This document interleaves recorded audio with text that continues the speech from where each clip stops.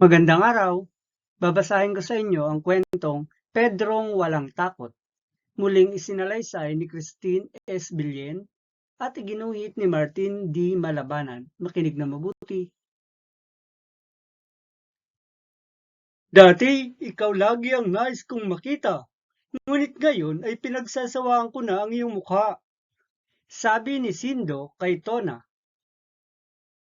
Noong araw, kapag umaalis ka ng bahay, ay lagi kitang hinihintay. Ngunit ngayon, kapag nasa bahay ka, nasasabi ko na lang sa aking sarili na, narito na naman ito. Sagot naman ito na kay Sindo, saka nagtawanan ang mag-asawa. 8 taon nang kasal ang mag-asawang sina Sindo at Tona, ngunit hindi pa sila nabibiyayaan ng anak. Malaki na rin ang nagagastos nila sa pagdalo sa Obando para magsayaw at magpamisa upang humingi ng anak kay San Pascual. Nawawalan na ako ng pag-asa, Sindo. Malungkot na sabi ni Tona. Isang araw, naisipan nilang alisin ang kanilang altar. Inilipat nila ito sa kusina. Sa kawalan ng pag-asa, sinubukan ng mag-asawang tumawag kay Satanas upang humingi ng anak. At makalipas ang ilang linggo, nagdalang tao si Tona. Nagpakita sa mag-asawa si Satanas. Kukunin ko ang bata sa kanyang 13 kaarawan. Babalik ako para sunduin siya. Bili ni Satanas, saka naglaho. Takot na takot sina Sindo at Tona. Humingi sila ng tawad sa Diyos at tumakbo kay Padre Juan. Sinabi nila ang lahat ng nangyari.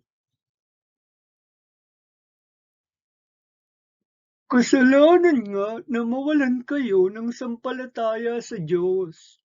Ngunit alam ni Bathala kung sino ang pagkakalooban ng anak. Ang ipinagbubuntis mo, Tona, ay kaloob ng Diyos. Malumanay na paliwanag ni Padre Juan. Pedro ang ipinangalan ng mag-asawa sa kanilang anak. Pinaglingkod nila ito sa simbahan upang lumaking mabuti. Ngunit madalas ding napapaaway si Pedro upang ipagtanggol ang mga naaapi. Bago mag-13 taong gulang si Pedro, ay pinagkalooban siya ni Padre Juan ng isang benditadong kuliling ni San Antonio.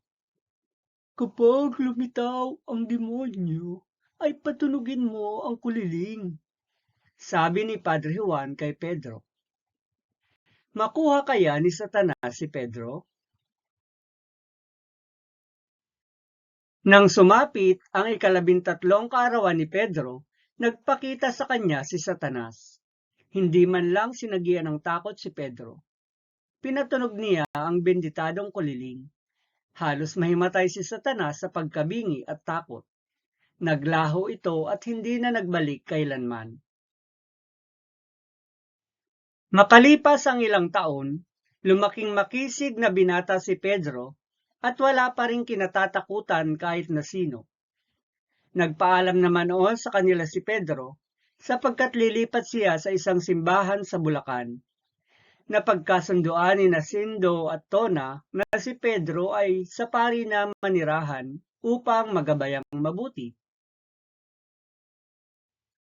Sa Bulacan, madalas na biruin at pagkaisahan si Pedro dahil siya ay bagong saltaroon. Ngunit walang inuurungan si Pedro. Napasuko niya ang matatapang sa lugar na iyon, kaya't nakilala siya bilang si Pedrong Walang Takot. Naisipan ni Padre Juan na daanin sa pagsubok ang tapang ni Pedro. Isang araw, pinagbantay niya ito ng patay na ibinurol sa simbahan. Hindi alam ni Pedro na may isinaksak na gamot ang pari, kaya't ang epekto ay babangon ng patay sa hating gabi. Aba, patay ka na bumabangon ka pa, sabi ni Pedro. Kinuha niya ang takip ng ataol at ipinako ito upang hindi na muling tumayo ang patay. Napahanga si Padre Juan sa katapangan ni Pedro. Nagpain muli siya ng patay sa kampanaryo at inutusan si Pedro na tugtugin ang kampana. Hindi pa rin nasindak si Pedro. Laking gulat ng pari nang ibinaba ni Pedro ang patay mula sa kampanaryo. Naliligaw yata ito, Padre, sabi ni Pedro. Nakumbinsi si Padre Juan na si Pedro ang karapat-dapat na pumunta sa mahiwagang bahay sa asyenda ng Marulao. Maraming kwento na nagpapakita rito ang isang matapang na multo na nagsasabing, kung sino ang matapang na ako'y talunin, ay siyang magmamay-ari ng aking kayamanan. Pinatulog ni Padre Juan si Pedro sa mahiwagang bahay. Habang kumakain ng hapunan si Pedro, may bumagsak na 2 putol na paa sa mesa. Hindi siya natinag. Sumunod ang 2 putol na kamay, ang katawan at ulo. Hindi pa rin natakot si Pedro. Nagbuo-buo ang mga piraso ng katawan at lumantad ang multo ni Don Bastian. Ngayong tapos na akong kumain, maaari na tayong maglaban. Saka pa lamang tumayo si Pedro. Natalo niya ang multo at napasa kanya ang kayamanan. Simula noon, si Pedrong walang takot ay naging napakayaman at lalo pang marami ang kanyang natulungan.